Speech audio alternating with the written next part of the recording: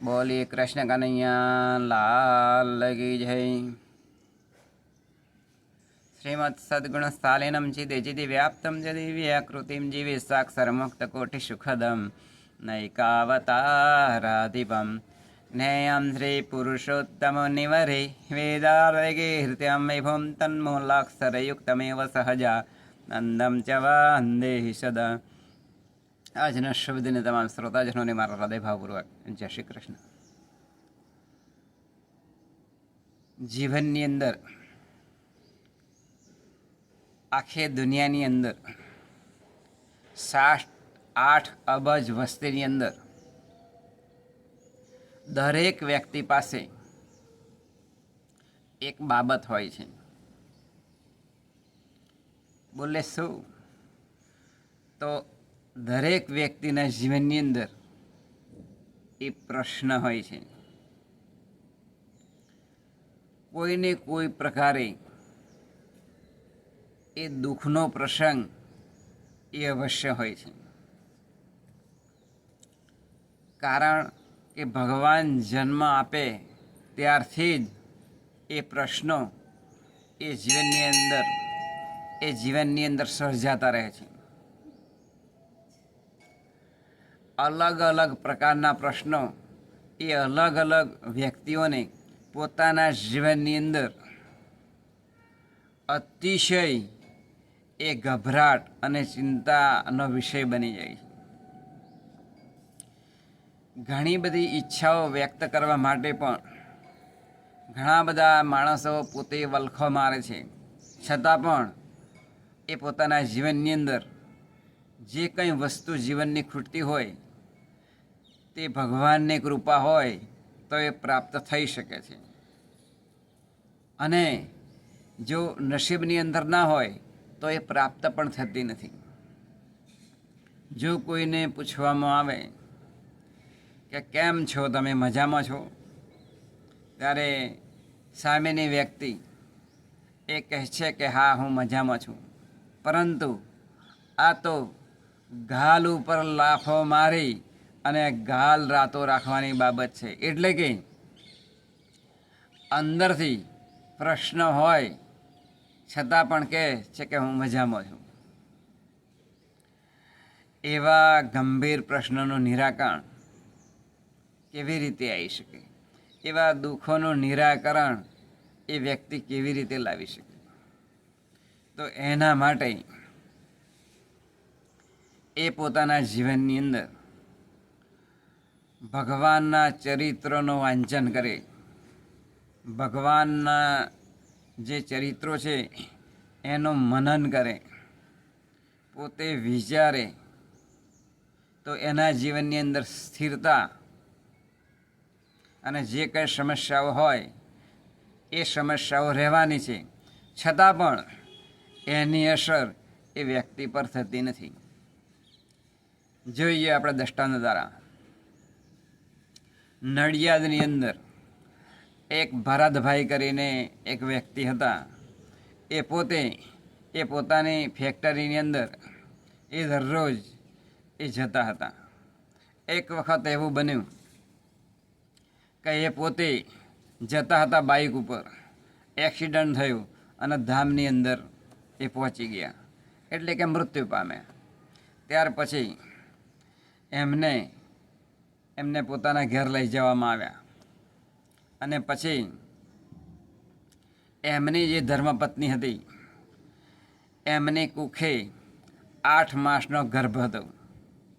હવે આ ભાઈ તો ભગવાનના ધામની અંદર ગયા હતા, પરંતુ તેમના પત્ની હતા એ પોતે સત્સંગી હતા, એમના પતિ પણ સત્સંગી હતા. એટલે આ જે બેન હતા એ ભગવાનની જે ફોટો હતો એ ભગવાનના ફોટાને પગે લાગ્યા, પછી સાસુ સસરાને પગે લાગ્યા, પછી તેમના પતિદેવની જે ડેડ બોડી હતી એમને પગે લાગ્યા અને પછી કહ્યું કે હે પતિદેવ, તમે ભગવાનના ધામની અંદર બિરાજમાન થયા છો તો ત્યાં રહ્યા થકા મારા કુખની અંદર જે કંઈ બાળક અવતરશે એને હું સારા સંસ્કાર આપીશ અને તમે ભગવાનને પ્રાર્થના કરજો ધામની અંદર કે જેથી એ સારામાં સારો સંત બને, સારામાં સારી ભક્તિ કરે, આવું એમણે માગ્યું. અને ત્યાર પછી જ્યારે એ બાળકનો જન્મ થયો ત્યારે એ સંસ્કાર સાથે મોટો થયો, સત્સંગ સાથે મોટો થયો. અત્યારે સાધુ છે, પરંતુ એ ભાઈ સત્સંગી હતા તો તેમના ધર્મપત્નીની અંદર પણ એ સત્સંગ હતો, તો એ ભગવાન પાસે આવું માગ્યું અને એમને સફળતા મળી. પણ જો પોતે દુઃખી થયા હોત તો દુઃખની અંદર એ સદાને માટે દુઃખ જ રહેતું. બીજો પ્રસંગ છે, બોરસદની અંદર એક બાળક હતો, 8મા ધોરણની અંદર ભણતો હતો. હવે તેના પિતા મહેન્દ્રભાઈ એ પોતે ગુજરી ગયા. હવે તેમનું બેસણું એ ઉત્તરાયણના દિવસે હતું. આ જે બાળક હતો 8મા ધોરણની અંદર ભણતો હતો, એને ખબર હતી કે મારા પિતાશ્રી સત્સંગી હતા અને ઉત્તરાયણના દિવસે એ પોતે જોડી માગવા માટે જતા હતા.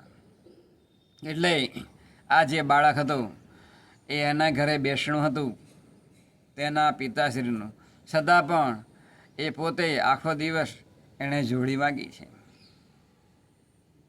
આ ક્યાંથી આવ્યું?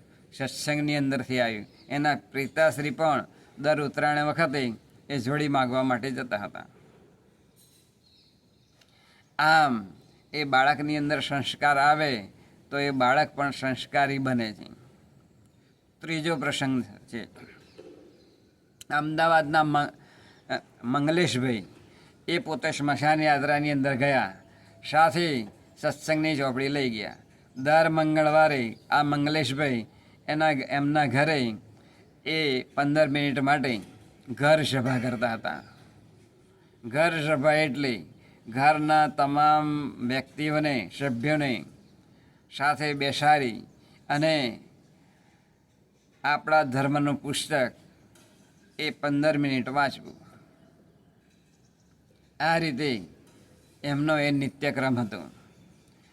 મંગળવારનો દિવસ હતો. આ ભાઈ સ્મશાન યાત્રાની અંદર ગયા, ત્યાં ચોપડી લઈ ગયા. સ્મશાન યાત્રાની અંદર ચિતા જે બળતી હતી એની બાજુમાં આ બધા જે ગયા હતા સ્મશાન યાત્રામાં એ બધાને બેસાડી અને જે પેલા ભાઈ સત્સંગી હતા એમણે 15 મિનિટ માટે ભગવાનની કથા વાર્તા કરી. આ ક્યાંથી આવ્યું? સત્સંગની અંદરથી આવ્યું. દુઃખ તો હોય જ, દુઃખ પડે છે, પરંતુ દુઃખની અસર એ જીવ ઉપર, એ મન ઉપર એ થતી નથી, એ માણસ ઉપર એ થતી નથી. આમ આપણી ઉપર ઘણા બધા દુઃખો એ આવતા હોય છે, છતાં પણ એની અસર આપણને એ ક્યારે ના થાય? તો સત્સંગ એ સાંભળવામાં આવે, સત્સંગનો વિચાર કરવામાં આવે, ભગવાનના લીલા ચરિત્રો એનું સતત મનન કરવામાં આવે તો ભગવાનનો સાક્ષાત્કાર થાય. એટલે દુઃખ તો આવવાનું જ છે, પણ સંસાર છે સુખ દુઃખનો દરિયો, તેમાં તરી શકે કોઈક જ તરિયો.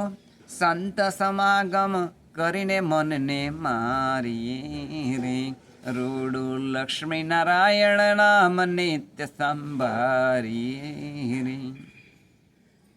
સંસાર છે સુખ દુઃખનો દરિયો,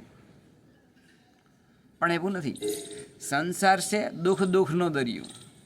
સંસાર છે દુઃખનો દરિયો, કારણ કે દરેકને માથે એ કોઈને કોઈ પ્રકારનું દુઃખ હોય. કોઈને ભેંસ મરી ગઈ હોય તો એનું દુઃખ હોય, કોઈને બકરી મરી ગઈ હોય એનું દુઃખ હોય, કોઈને ઘરના અંદરથી કોઈ એક સભ્ય હોય, અતિશય હેત પ્રેમ હોય, એ ગુજરી ગયા હોય, ભગવાનના ધામમાં ગયા હોય તો એનું દુઃખ હોય. ઘણા પાસે ટંકે ખાવાનું ના હોય તો સાંજે શું આપણે રાંધીને બનાવીને ખાઈશું એની ચિંતા હોય. ઘણા ભિક્ષા માગે તો સાંજે કંઈ પણ ના મળે તો એનું પણ એને ચિંતા હોય. આમ આવી રીતે ઘણા બધા વ્યક્તિઓને અલગ અલગ પ્રકારના એ પોતે એ જીવનની અંદર એ એ દુઃખો હોય છે, પરંતુ એ દુઃખો ટાળવા માટે એક જ ઉપાય શું? ભગવાનનું ભજન કરવું, સદાયને માટે આનંદ અને કેફની અંદર રહેવું. ભગવાન આપણને જે કંઈ જીવન આપ્યું છે એ જીવનને આપણે જીવી જાણવું. એ જ આજના શબ્દને પ્રાર્થના બોલી. કૃષ્ણ કનૈયા લાલ કી જય.